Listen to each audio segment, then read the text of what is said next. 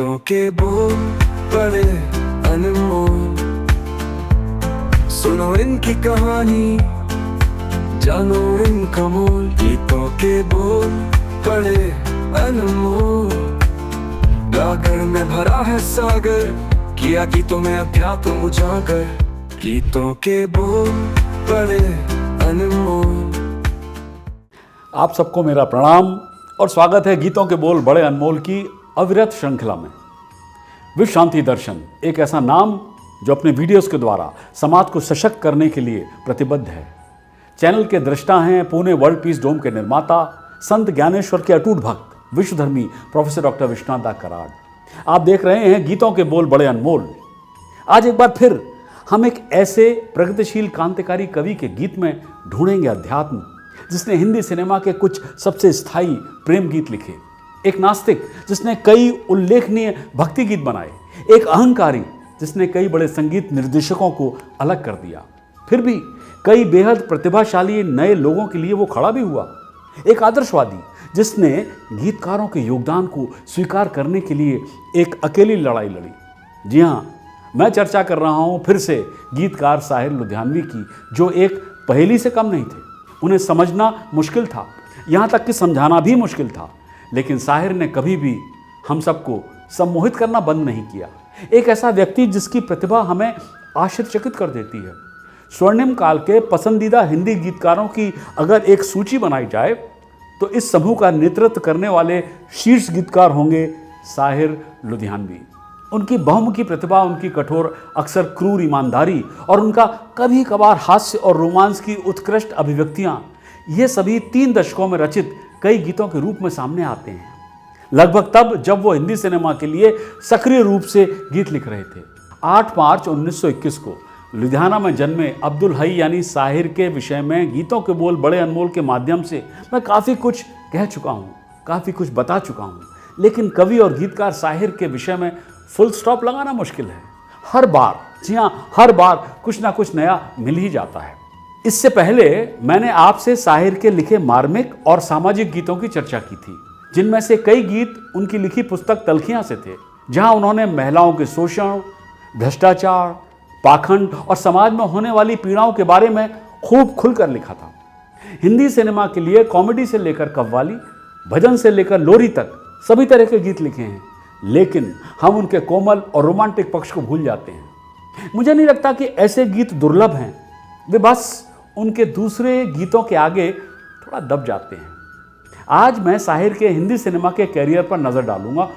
वो संगीतकार जिनके साथ मिलकर साहिर ने हिंदी सिनेमा के लिए गीत रचे थे। नौशाद और शंकर जयकिशन को छोड़कर उन्होंने लगभग सभी संगीत निर्देशकों के साथ काम किया था। जी हाँ, लेकिन एस.डी. बर्मन, एन. दत्ता, रोशन और रवि के साथ उनका नाता हमेशा के लिए रहा।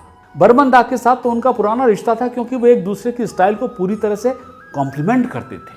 1951 में फिल्म नौजवान के गीत ठंडी हवाएं लहरा के आए, उन्होंने बर्मन दा के साथ काम करना शुरू किया और ये गीत उस साल के सबसे लोकप्रिय गानों में से एक था। ठंडी हवाएं लहरा के आए, रुत है जवां तुमको यहाँ कैसे बुलाए। उसी साल साहिर ने फिल्म सजा में सिर्फ एक ही गीत लिखा था, जी हाँ, जिसके बोल थे, तुम न जाने किस जहां में खो गए, हम भरी दुनिया में तन्हा हो गए। ये फिल्म का सबसे लोकप्रिय गीत साबित हुआ, जिसे आज भी याद किया जाता है। तुम न जाने किस जहां में खो गए, हम भरी दुनिया में तन्हा हो गए। तुम न जाने किस जहां में खो गए। देखा आपने साहिर के शब्दों का जादू। उन्होंने फिल्म बाजी के गीत तदबीर से बिगड़ी हुई और सुनो गदर क्या गाए, फिल्म जाल के गाने ये रात ये चांदनी फिर कहाँ और चोरी चोरी मेरी गली, फिल्म टैक्सी ड्राइवर के गीत जाएं तो जाएं कहाँ और दिल से मिला के दिल, फिल्म हाउस नंबर 44 का गाना फैली हुई हैं सपनों की बाहें और तेरी दुनिया में जीने से बेहतर है कि मर जाएं, फिल्म मुनीम जी का गीत जीवन के सफ़र में राही मिलते हैं बिछड़ जाने को, जैसे गीतों के बोल साहिर की कलम से ही निकले थे। एस.डी. बर्मन के साथ साहिर ने जो गीत लिखे वे सभी हिट हुए और आज भी लोकप्रिय हैं, लेकिन फिल्म प्यासा की शानदार सफलता के बाद एस.डी. बर्मन और साहिर की जोड़ी को नज़र लग गई और वे अलग हो गए। लोग थे जिनके प्यार को प्यार मिला। हमने तो जब कलियां मांगी कांटों का हार मिला। माना जाता है कि प्यासा के गानों की सफलता का सारा श्रेय साहिर ने लिया और बर्मन दा के योगदान को नगण्य माना गया। बर्मन दा ने साहिर के साथ दोबारा फिर कभी काम न करने का फैसला किया। म्यूजिक डायरेक्टर ओपी नैयर के साथ साहिर की जोड़ी सिर्फ कुछ फिल्मों तक ही सीमित रही। उनकी पहली फिल्म नया दौर जो 1957 में रिलीज हुई थी काफ़ी सफल रही और भविष्य में भी ओपी नैयर के साथ काम करने की उम्मीद थी। लेकिन उसी साल आई फिल्म तुमसा नहीं देखा, इसमें साहिर का लिखा सिर्फ एक ही गीत था, लेकिन जिसके बोल थे यूं तो हमने लाख हंसी देखे तुमसा नहीं देखा। यूं तो हमने लाख हंसी देखे हैं तुमसा नहीं देखा, हो तुमसा नहीं देखा। इसके बाद साहिर ने कुछ और फिल्मों में ओपी नैयर के साथ काम किया था, लेकिन सिर्फ सोने की चिड़िया फिल्म के गीत ही संगीत की दृष्टि से सफल रहे। ऐसा माना जाता है कि दोनों ही काफ़ी अहंकारी थे और दोस्ताना रिश्ता बनने से पहले ही वे अलग हो गए। बहरहाल आज हम ढूंढेंगे डॉक्टर सुनील देवधर की मदद से फिल्म सोने की चिड़िया में साहिर के लिखे गीत में छुपा हुआ अध्यात्म। गीत के बोल हैं रात भर का है मेहमा अंधेरा और चर्चा में डॉक्टर देवधर के साथ मौजूद हैं गौरी श्रीवास्तव। आप देख रहे हैं गीतों के बोल बड़े अनमोल। गीतों के बोल बड़े अनमोल। नमस्कार, स्वागत है आपका विश्व शांति दर्शन चैनल पर। आप देख रहे हैं गीतों के बोल बड़े अनमोल। I think the harshest critics of each of us is no one else but us. And somewhere that kind of thinking very often makes us feel as if we are stuck in impossible situations. Situations जिससे हमें बाहर निकलने का रास्ता ही नहीं दिखाई देता है। हमारा आज का गीत कुछ ऐसे ही सोच को मिटाने की कोशिश करता है। आज का गीत है रात भर का है मेहमान अंधेरा। यह गीत मूवी सोने की चिड़िया से है जो 1958 में रिलीज हुई थी और इसके गीतकार हैं साहिर लुधियानवी। हमारे साथ आज मौजूद हैं डॉक्टर सुनील देवधर जी। नमस्ते सुनील जी। नमस्कार। स्वागत है आपका विश्व शांति दर्शन चैनल पर। धन्यवाद। हमारे ये प्रोग्राम सुनील जी की पुस्तक बड़े अनमोल गीतों के बोल पर आधारित है। चलिए सुनते हैं आज का गीत। मौत कभी भी मिल सकती है लेकिन जीवन कल न मिलेगा। मरने वाले सोच समझ ले फिर तुझको ये पल न मिलेगा।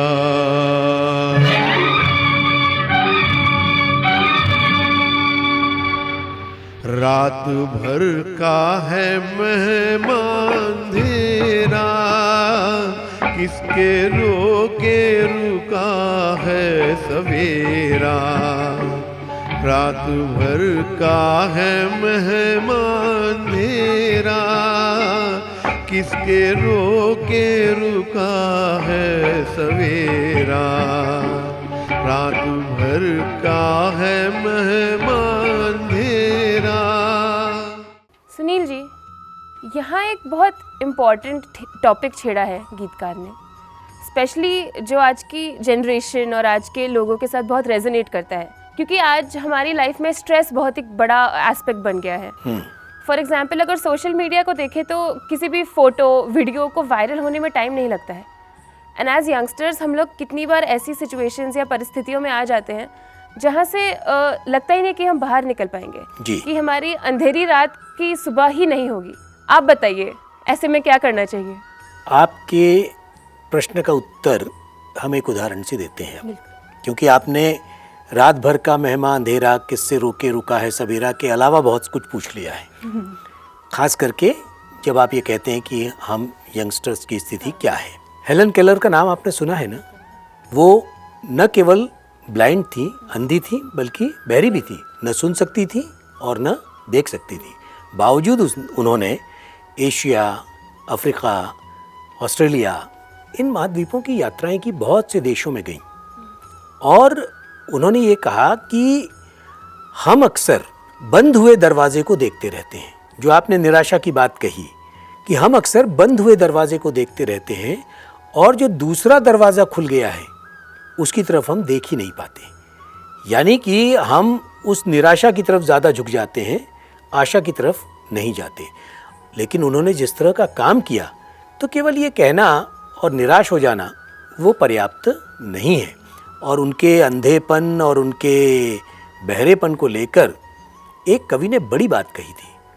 उन्होंने कहा कि आप बहुत भाग्यशाली हैं कि आप यथार्थ की नग्नता और उसकी निर्ममता को देख पाने से बच गई हैं।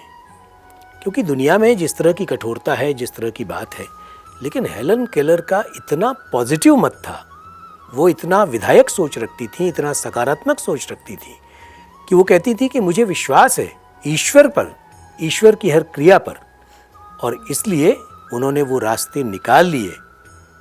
जब आपने कहा कि हमको लगता है कि हम ऐसे निराशा में डूबे हुए हैं कि हमारे लिए कोई दूसरी संभावना नहीं है, तो ऐसा नहीं होता। रात भर का मेहमा है अंधेरा, किसके रोके रुका है सवेरा। सवेरा तो आने ही वाला है, कुदरत का नियम है, दिन के बाद रात, रात के बाद दिन, और ये क्रम तो चलता ही रहता है। और रात का मतलब क्या है? रात का मतलब ये हो सकता है कि थोड़ी देर के लिए निराशा की कुछ लकीरें उभर आएं, लेकिन उसका हटना तय है। तो हम लोग अगर समझ जाएं कि लाइफ में इवेंचुअली सब टेम्परेरी है, एवरीथिंग पासेस, लाइफ ही टेम्पररी है तो फिर सब कुछ तो होगा ही टेम्पररी। एक ही चीज अपरिवर्तनीय है, वो है परिवर्तन। मौत कभी भी मिल सकती है, लेकिन जीवन ये फिर ना मिलेगा। मरने वाले सोच समझ ले, तुझे ये पल ना मिलेगा। जी, इसके बारे में क्या कहना है आपका? पल ही तो महत्वपूर्ण है, और यही बात साहिर कह रहे हैं कि मरना आसान है, लेकिन जीना मुश्किल है।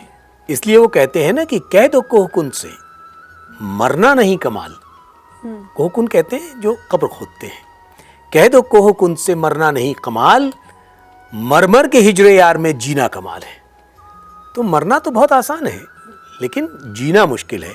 और इसलिए वो जो पल वाली बात है, तो इतिहास में कुछ ऐसा समय भी गुजरा है, वो कहते हैं ना कि कुछ ऐसे दौर भी देखे हैं इन निगाहों ने, लम्हों ने खता की है, सदियों ने सजा पाई है। तो वो एक पल पर, एक क्षण पर जो गलती हो जाती है, कई बार वो गलती इतनी बड़ी होती है कि सिर्फ पीढ़ियाँ नहीं, सिर्फ समाज नहीं, सिर्फ देश नहीं, पूरी दुनिया पर उसका असर होता है। और वो लगातार हम उस एक पल की गलती को महसूस करते रहते हैं। भारत की जो विभाजन रेखा है वो क्या था? टेबल पर बैठकर एक लाइन खींच दी और देश विभाजित हो गया। और किस तरह का विभाजित हुआ था वो हम आप सब जानते हैं। ऐसा कहीं विभाजन होता है? एक हिस्सा इस तरफ, एक हिस्सा इस तरफ। आई थिंक हमारे आज की जनरेशन तो पास्ट के मिस्टेक्स का काफी रिजल्ट देख रही है, एक्सपीरियंस खुद कर रही है। अब तो कम से कम बात भी होती है, बहुत लंबे समय तक तो बात भी नहीं हो पाई। जी, थैंक यू सुनील जी। चलिए आगे का गाना सुनते हैं। रात जितनी भी संगीन होगी, सुबह उतनी ही रंगीन होगी। रात जितनी भी संगीन होगी, सुबह उतनी ही रंगीन होगी। गम न कर है बादल घनेरा, किसके रोके रुका है सवेरा। रात भर का है मेहमान अंधेरा। रात जितनी भी संगीन होगी, सुबह उतनी ही रंगीन होगी। गीतकार इतने विश्वास के साथ ये कैसे कह सकते हैं? इसमें क्या अध्यात्म है? विश्वास के सहारे ही जीवन चलता है, संदेहों में जीवन नहीं चलता। जब आप में एक विश्वास होता है तभी आप अपने जो मन के भाव हैं, जो आपका लक्ष्य है, उस ओर आगे बढ़ते हो। वो कहते हैं ना कि जीत तय हो तो कायर भी लड़ सकता है, तो वो उसमें विश्वास होना चाहिए, तब वो बात होती है। और जब ये संगीन और रंगीन की बात है तो शायर ये कहता है कि जिंदगी शम्म की मानीन जलाता हूँ नदीम। जिंदगी शम्म की मानीन जलाता हूँ नदीम, बुझ तो जाऊंगा मगर सुबह तो कर जाऊंगा। तो वो सुबह तो होनी है। उसी विश्वास की बात ये कही जा रही है। हमारे अंदर ये विश्वास उत्पन्न करने के लिए कुछ एडवाइस? विश्वास से ही विश्वास उत्पन्न होगा। आप निराश होकर विश्वास को नहीं पा सकते।